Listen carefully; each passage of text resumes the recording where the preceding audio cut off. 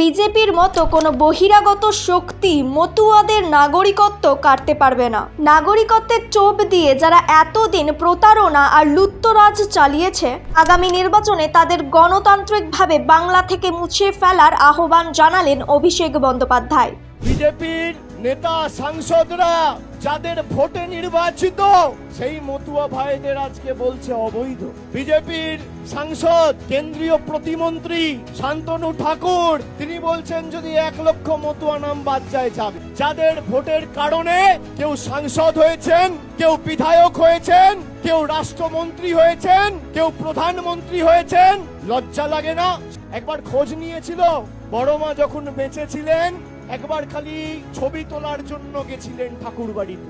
আজকে আওয়াজ তুলতে হবে, হয় নিঃশর্ত নাগরিকত্ব, নইলে মোদি গদি ছাড়ো।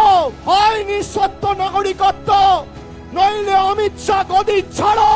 শ্রীধাম ঠাকুরনগরের ঠাকুরবাড়ি দর্শনে এসে মতুয়া ভাই বোনেদের তাকে ঘিরে জনজোয়ার প্রমাণ করল জননেতা শ্রী অভিষেক বন্দ্যোপাধ্যায়ের ওপর মতুয়া ভাই বোনেদের ভরসা।